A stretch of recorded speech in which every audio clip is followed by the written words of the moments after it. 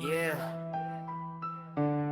Sa bawat kanto may kwento, bawat tao may sugat, bawat ngiti sa mukha may tinatagong bigat. Hindi lahat ng tahimik ibig sabihin payapa.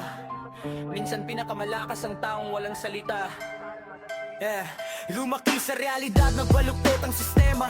Pangarap ay mataas pero bulsa'y problema. Bawat habang kalkulado, bawat galaw may eksena. Kaya natutong umiti kahit buhay ay may dilema. Multi-rhyme, bawat linya may koneksyon. Pinipilit ang direksyon kahit kulang ang kondisyon. May depression sa dibdib pero laban sa misyon. Kahit bagsak ilang beses bumabangon sa bersyon. Hindi pera ang sukatan kung gaano kakayaman. Kung wala kang peace of mind, kahit milyon ay kulang. May tropang naging estranghero, may estrangherong naging kapatid. Kaya bawat ingat ka minsan may takot na nakapikit. Ito ang multi-realidad, iba-iba ang realidad. May nakangiti sa harap pero luhang katapat. Sa mundong puro peke kailangan mo mapintapat. Kahit ilang beses kang turugin, bumangon at lumaban. Multi-realidad, buhay hindi pantay-pantay. May umaangat agad, may naiwan sa ilalim ng buhay. Pero pangarap mo'y buhay, huwag mong hayaang mamatay. Dahil minsan ang talo ngayon, siya rin panalo balang araw. May batang nangangarap pero walang panggastos. May tatay na pagod pero ayaw ipakitang kapos. May nanay na tahimik habang problema'y kinukupkop. At anak na nag-aaral para sa pamilyang makalampas. Kaya wag mong husgahan ang taong mabagal lumusad. Baka bawat isang hakbang, isang taon niyang binuhat. Baka yung taong tinatawag mo mahina sa lahat, siya pala ang lumalaban habang mundo'y bumabagsak. Bas na may araray na may dahilan, hindi puro yabang. Dapat may laman ang bawat taludtod na bitawan. Kung taleto'y sandata,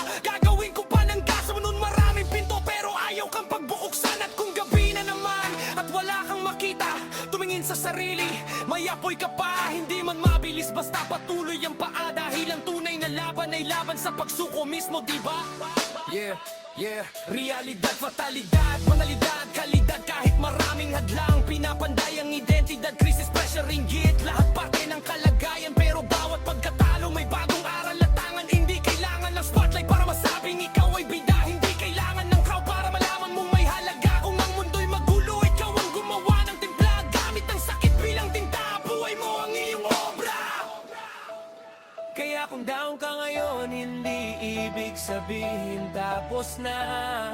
Baka chapter lang yan bago bumukas ang bagong pahina. Sa multi-realidad ng buhay walang eksaktong formula. Pero hanggat may hininga, may dahilan